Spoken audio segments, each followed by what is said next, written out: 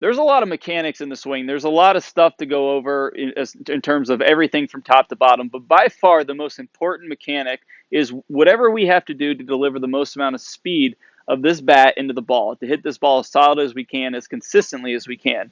In today's video, we're going to go over that mechanic, which is the transition, where we get into bat lag, how we release bat lag, but we're going to get extremely specific on exactly how we're supposed to do this so you have a clear visualization on exactly what's supposed to happen in the most important part of the swing.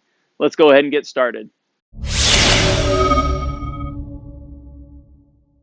All right, guys, so get very specific about how we want to go over the most important mechanic, getting this bat on the ball, is we got to understand what we're trying to accomplish. So the overall shape we could talk about in the pro speed hitting system is we want to get into what we call the bat lag position, the max lag position, and then we want to release the bat into the ball. This is where a lot of players can struggle if they don't have a clear visual on what exactly they're trying to do. So what I want to do is I want to explain exactly what we're trying to look for, and then show you a very, very simple drill that you can do with a broomstick or something long, or a long stick of any kind of sort, so you can get a clear visualization on how to do this. So what we want to see is when we get into the max lag position, this is when the bat lag maxes out, meaning we get our sharpest angle between the bat and our forearm. I'll show you here from down the line to you. This is our maximum position.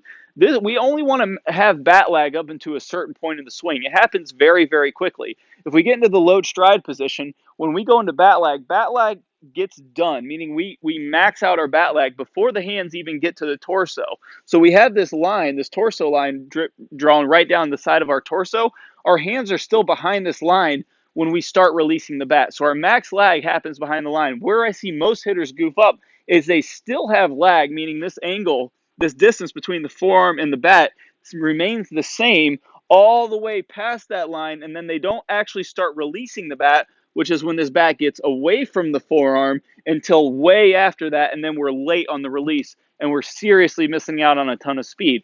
The fastest moving point of the swing is just before the bat fully releases, which when the bat gets its furthest point away from the body. So we want to be hitting the ball as close to that as we possibly can.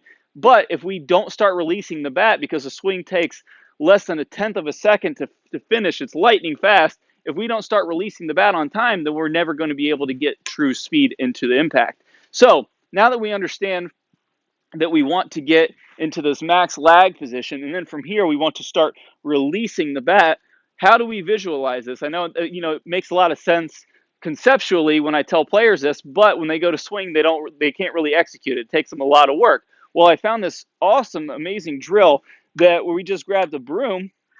And again, like I said, you can do this with a PVC pipe, any kind of thing, but most households have a broom laying around. And this is beautiful because we have 2 points that we can focus on.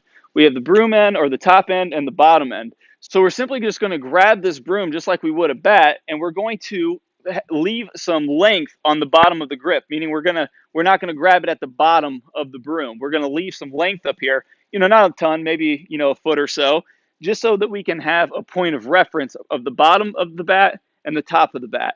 So how we can do this is we just have to pay attention to where the bottom of the bat is. And with it sticking far off from our hands, we have a very clear idea of what direction it's heading in. So this is where it gets very, very specific. If we can visualize where the tip of the end of the bat is, we can control where we max lag at, and we can control when we start to release it just by understanding where the tip of the bat is, or the knob of the bat is. So from the max lag position, let's say we get into our load stride position. When we go into lag, the tip of the bat is going to be moving away from us. When we go into lag, the tip of the bat is going to be moving away from us. It's going away from our body. I'll show you what that looks like from down the line. I'm in my load stride position. I'm building lag. That cap is going away from me. Now, again, if you remember, the hands stay behind the torso line. This is when we completely reverse that. In lag, the cap goes away from us. Then when we start to release it, that cap starts coming towards us. Extremely, extremely important. And this has been huge game changing with a lot of my students because they get a clear reference for exactly what they want to be doing with the bat. So if I load stride, my knob is going to be coming towards the camera, coming away from me. And then when I start releasing it, it's going to be coming towards me. Now, where the players goof up is the knob goes away from them beautifully, but it doesn't start coming towards them until way, way later in the swing, and then it starts coming towards them. It comes towards us, guys, by releasing the bat, by unhinging our wrist. That moves the knob forward. That releases the head of the bat. That's where we get the majority of the speed in the swing. This is how we can really let loose and release into the ball. So again, when I load stride, the cap is going away from me. When I start to release the bat, the cap has to immediately start coming towards me. I'm not pulling it with my arms.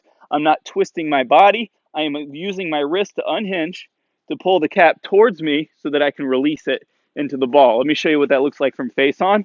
I'm loading stride to build my lag. My cap goes towards or away from me. And then to release, I immediately start letting that cap release towards me so that I can release the bat into the ball. Now, with that visualization, what we can do is we can work with a broomstick, or like I said, anything that you can find where you can have some length. You can even use your bat if you want to and use the actual knob. Just the broomstick gives you a really clear visual because you have plenty of room to work with. Now that you have that visual, you can start working through these positions. You can even do it slow. You can go into your load stride position. You can let that knob start working away from you. And now to release the bat into the ball, I can let that knob start working towards me so that I can release it. Guys, if you get this concept and you can get the most important piece, that when we start to release, this knob is coming towards us, then we can really have some serious speed just by understanding how to lag and release the bat.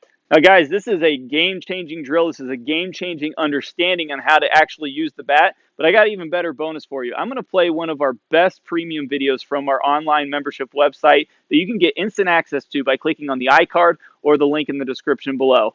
If you can couple these drills together, you're going to have the most important piece with another piece that's going to allow you to do the release even faster. Let's go ahead and get started. These are all symptoms to improper sequencing in the swing and not getting the right amount of extension at the right time, or where we want to make contact with the ball in relationship to where we want to be extended after contact. And that's the key one. We do want to be extended after contact. Just before full release is when we're going to get maximum velocity on that object. So in a baseball swing, so if we go into contact and we make contact and then we have full release, then we're going to be maximizing our speed into the ball. So that all you have to do is set up the drill properly, make swings, and you're going to start syncing up your swing right away. And that's exactly what this drill is going to do. It's going to help us learn the proper motions to hit the ball correctly. So if I put a digital tee here where we'd want to make contact with the ball, ideally when we're practicing off the tee or we're hitting in the game, we're going to load stride here. You're going to see me get into contact here, and then if I'm still swinging out to this ball in front of me,